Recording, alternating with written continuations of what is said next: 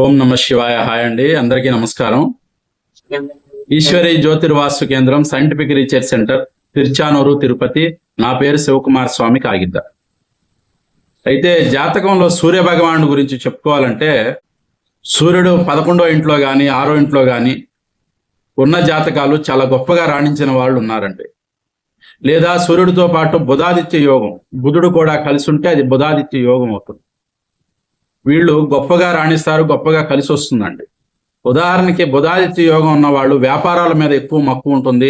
వ్యాపారాలు చేసి బాగా సంపాదిస్తారు, బాగా గడిస్తారు. ఆర్థికంగా లోటు లేకుండా గొప్పగా ఉండగలిగే పరిస్థితి దీనివల్ల వస్తుంది.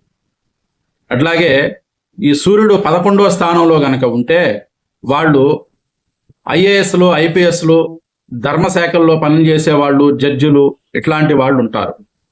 అదే శని 10వ ఇంట్లో ఉంటే కూడా వాళ్ళు కూడా జడ్జిలు ఉన్న వాళ్ళు ఉంటారు. అదే శని దోష స్థితిలో ఉంటే కూడా వాళ్ళు వైరాగులుగా ఉంటారు, సన్యాసులుగా ఉంటారు. కుటుంబం అనేది ఉండదు, భార్యా పిల్లలు ఉండరు. అట్లాంటి పరిస్థితి. ముందు రవి గురించి చెప్పుకుందాం. రవి 11వ ఇంట్లో ఉన్నందువలన, 6వ ఇంట్లో ఉన్నందువలన వాళ్ళకి మంచి విద్యా స్థానం బాగుంటుంది. విద్యాపరంగా బాగా రాణిస్తారు. విద్యోన్నతి, మంచి పదవులు కలుగుతాయి.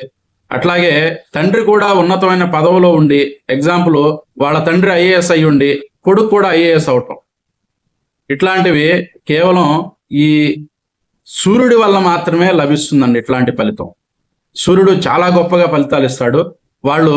సూర్యుడు సహజంగా రాజ్యాధికారి, గవర్నమెంట్ ఉద్యోగకారకుడు. జాతకంలో సూర్యుడు ఆరోగ్య ప్రదాత.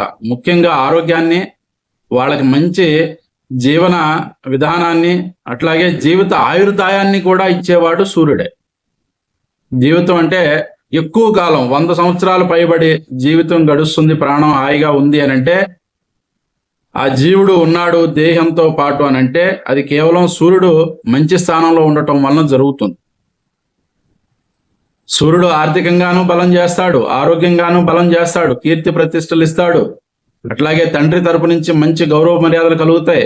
తండ్రి ఉన్నతమైన స్థానంలో ఉండటం జరుగుతుంది. ఇవన్నీ కూడా సూర్యుని వలన జరుగుతుంది. మిగిలిన గ్రహాల సపోర్ట్ ఉంటే ఇంకా గొప్ప ఫలితాలు కూడా ఇస్తాడు. రాజకీయ నాయకులు, మంచి పదోన్నతిలో ఉన్నవాళ్ళు, ఇట్లాంటివన్నీ కూడా సూర్యుని వల్లే ఏర్పడతాయి. థ్యాంక్ యూ, నమస్కారం.